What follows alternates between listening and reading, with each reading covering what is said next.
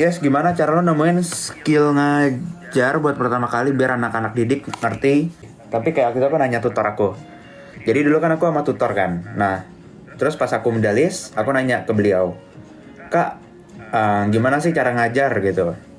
Karena aku masih pemula kan waktu itu kan. Terus kayak, oh ya dijelasin step by step. Jadi misalkan contoh, jadi sebenarnya ada dua tipe kan. Ada dua tipe, ada yang suka pakai PPT, ada yang enggak kan. Nah, kalau misalkan kalian suka pakai PPT, ya udah nanti misalkan kalian bikin PPT-nya dulu, kalian siapin materinya. Misalkan materinya tentang trigonometri, let's say trigonometri. Siapin tentang trigonometri.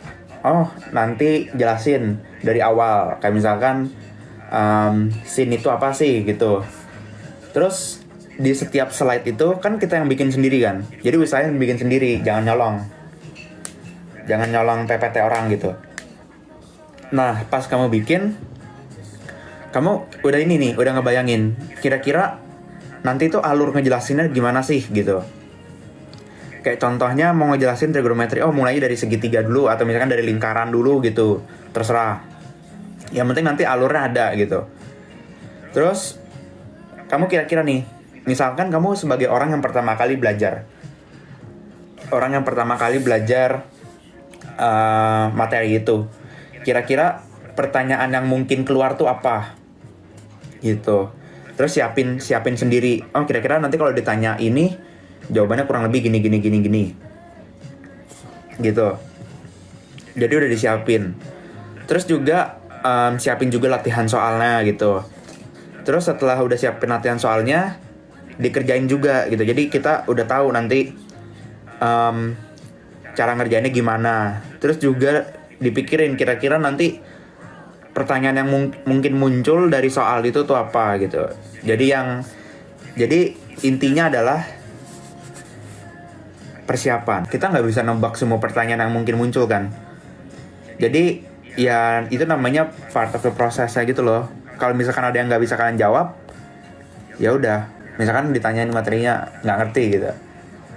Bukan nggak ngerti bilangnya Pak. Belum kepikiran jawabannya misalkan. Aku bilang, oh iya pertanyaannya bagus, tapi misalkan kita coba keep dulu ya, kita lanjut dulu materinya gitu. Nah terus sambil lanjutin dulu materinya supaya sambil ngejelasin materi yang lain sambil mikir kira-kira jawabannya apa gitu.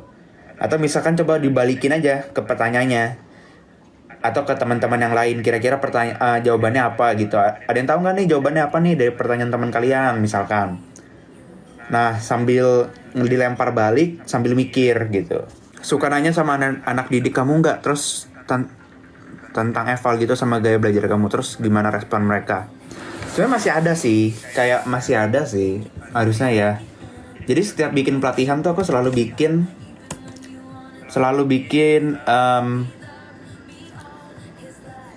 eval.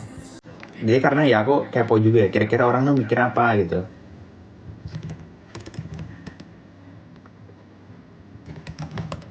Sebentar, semoga masih ada sih. Kalau udah nggak dihapus ya. Kalau ngajar online atau offline? Besok itu online, tapi both are fine. Oh,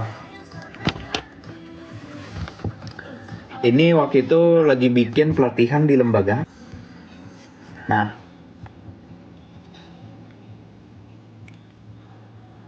mana sih?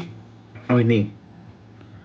Nah, kritik dan saran buat ya saya. Gitu.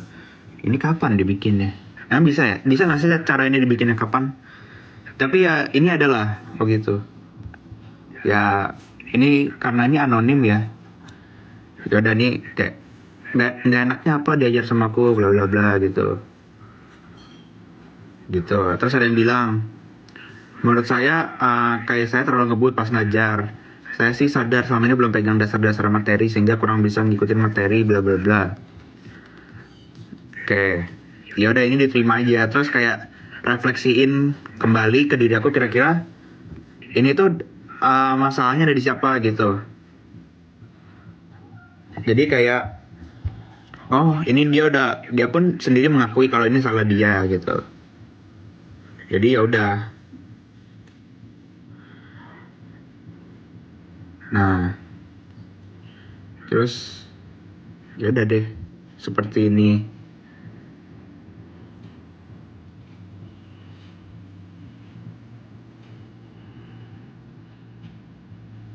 Oke, ini lumayan ini ya. Lumayan menarik ya. Yaitu PPT. Karena PPT ini ya, apa sih namanya tuh? PPT tuh kayak tricky gitu. Antara bisa bikin bagus untuk ngebus ngajar atau bisa bikin jelek ngajarnya. Gitu. Jadi coba cari cara kalian sendiri aja. Nih. Kalau narik atensi siswa, cara lo gimana, Yes? Kalau narik attention itu sebenarnya susah-susah gampang ya.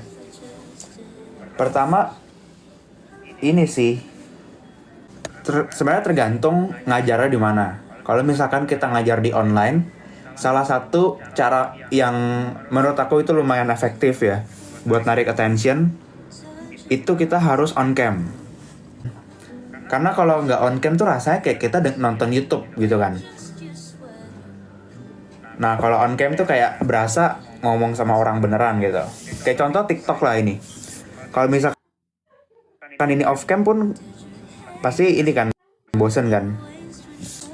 Yang kedua itu kalau ngejelasinnya itu harus flow-nya itu ada gitu loh. Jadi jangan misalkan kita mau jelasin ABCD nih, terus kita dari A ke B ke C, tiba-tiba balik ke A lagi, terus muter-muter di A gitu. Terus orang yang udah ngikutin flow-nya kan kayak apaan sih kok balik lagi ke sini? Terus muter-muter. Ini kan tadi udah dijelasin gitu. Jadi orang tuh kayak malas yaudah gitu. Jadi harus ada flow-nya. Terus juga perhatiin juga masalah teknis, jangan ngelek-ngelek, terus jangan ngomongnya belibet-belibet.